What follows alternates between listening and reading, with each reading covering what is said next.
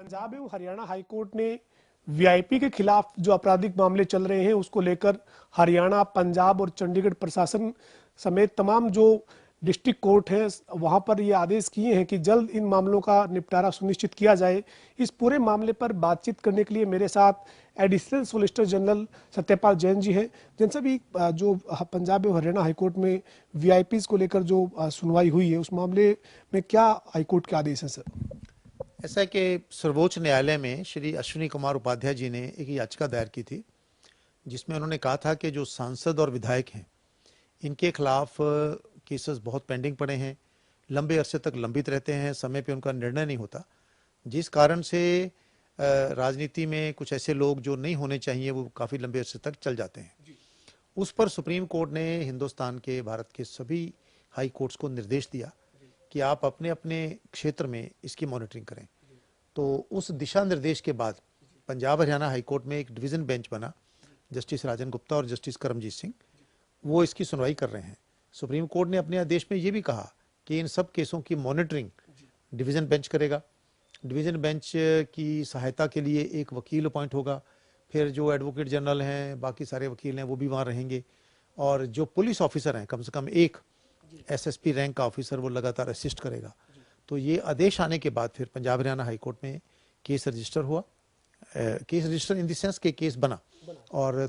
Punjab, Haryana, UT और union territory और central government सबके प्रतिनिधि हम लोग पेश हुए। तो उसमें हाईकोर्ट ने कहा कि भी आप अपने अपने राज्य में जिन भी सांसद और विधायक के खिलाफ केस चल रहे हैं उसकी जानकारी दें। नीचे की अदालतों को भी निर्देश दिया गया है कि उनकी सुनवाई में तेजी करें, और जो जो उसकी प्रोग्रेस है, जो जो उसकी रिपोर्ट है, उसकी जानकारी हाईकोर्ट के डिवीज़न बेंच को दें। आगे से अभी अगली तारीख तय नहीं हुई है, लेकिन उससे पहले एसएसपीज को भी आदेश दिए गए हैं कि वो भी सारी जानकारी हाईकोर्ट को दें, ताकि इन केसेस की मॉनिटरिंग हो सके, हाईकोर्ट देख सके कि भाई ये बिना किसी कारण के मामले लंबित नहीं है, इनका निर्णय जल्दी हो।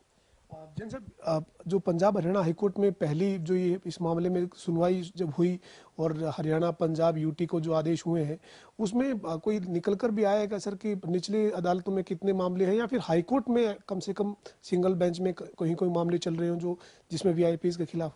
अभी तक जो हाईकोर्ट को जानकारी दी गई है कि सिर्फ 2 केस सिंगल बेंच के हाईकोर्ट में पेंडिंग है, बाकी निचली अदालतों से जानकारी मांगी गई है। इसके अलावा पुलिस से, सीबीआई से, उन सबसे भी जानकारी मांगी गई है कि आपके जो जो केस आप चल रहे हैं उसकी जानकारी हमको दो। तो जो ही वो जानकारी आएगी उसके बाद हाईकोर्ट मॉनिटर करेगा, और सभी को निर्देश दिया गया है, निवेदन किया गया है कि इन केसों की जल्दी सुनवाई करें, ताकि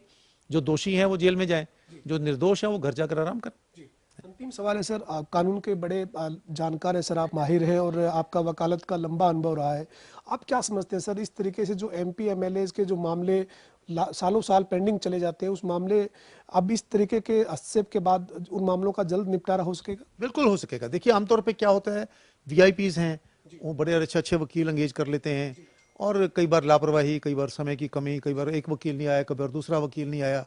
तो सिस्टम भी कई बार सोचता है कि काहे को पंगे में पड़ना है, चलने दो, जो होता है डेट ले लो, ये कर लो। इसके बाद सुप्रीम कोर्ट ने मॉनिटरिंग की है और हाई कोर्ट्स मॉनिटरिंग कर रहे हैं। मुझे पूरा विश्वास है कि इन मुकदमों के ट्रायल में तेजी आएगी और इनके निर्णय जल्दी होंगे। बहुत बहुत शुक्रिया सर बातचीत करने के लिए। ये हमारे साथ additional solicitor general Satyapal Jain थे, जिन्होंने कहा है कि जो मामले वीआईपी के खिलाफ है, एमपी और एमएलए के खिलाफ जो मामले पेंडिंग है, उसको लेकर सुप्रीम कोर्ट के एक आदेश के बाद पंजाब एवं हरियाणा हाईकोर्ट में भी सुनवाई हुई है। और साथ ही सत्यपाल जैन ने ये भरोसा दिया है कि ऐसे मामलों का जब जल्द निपटारा होगा तो जाहिर है कि जिन लोगों के खिलाफ आपराधिक मामले हैं, जो दोषी हैं उनको सजा मिलेगी, और जो निर्दोष हैं वो अपना जो है पाक साफ होकर इस मामलों से बाहर आ सकेंगे। वीडियो जर्नलिस्ट विजेंद्र सिंह के साथ पवन सिंह और जनता टीवी, चंडीगढ़।